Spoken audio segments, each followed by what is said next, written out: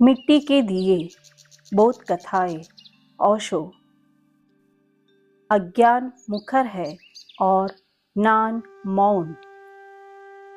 एक दोपहर की बात है, कुछ व्यक्ति आए और कहने लगे, परमात्मा नहीं है और धर्म धोखाधड़ी है।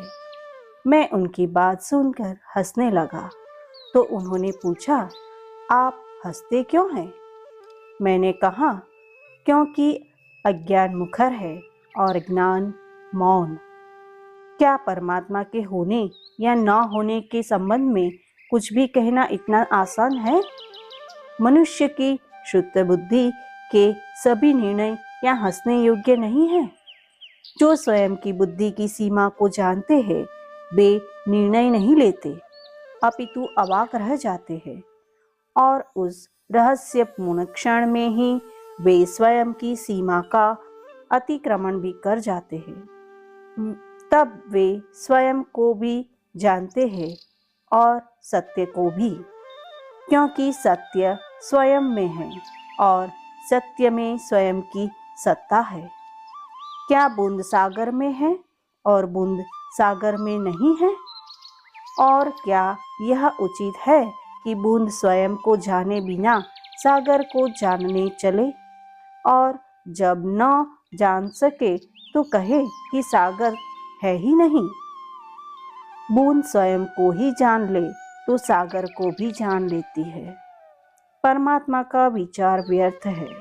मैं आपसे पूछता हूँ, क्या आप स्वयं को जानते हैं? क्या इस शर्त को पूरा किए बिना कोई भी परमात्मा के संबंध में होने या न होने का निर्णय लेने का अधिकारी है? क्या आप स्वयं को जानते हैं?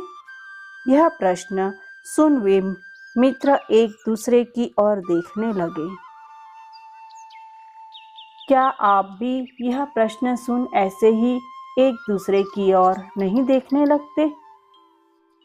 लेकिन स्मरण रखें कि स्वयं को जाने बिना जीवन में न कोई सार्थकता है न धन्यता है। उन मित्रों को हजारों साल पूर्व यूनान में हुई एक वार्ता मैंने बताई थी। एक वृद्ध ऋषि से किसी ने पूछा, संसार की वस्तुओं में सबसे बड़ी वस्तु क्या है? ऋषि ने कहा, आकाश, क्योंकि जो भी है आकाश में है और स्वयं आकाश किसी में नहीं है। उसने पूछा, और श्रेष्ठतम? ऋषि ने कहा, शील, क्योंकि शील पर सब कुछ न्यौछावर है, लेकिन शील किसी के लिए भी नहीं खोया जा सकता है। उसने पूछा, और सबसे गतिवान? ऋषि ने कहा, विचार।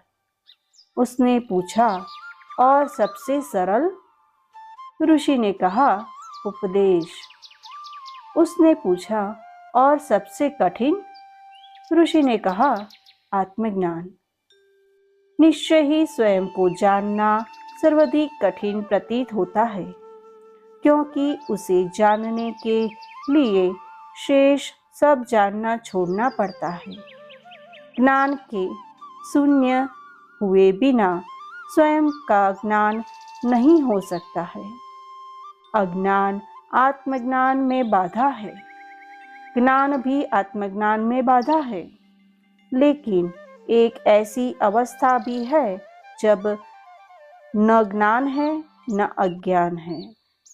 उस अंतराल में ही स्वयं का ज्ञान आविर्भूत होता है।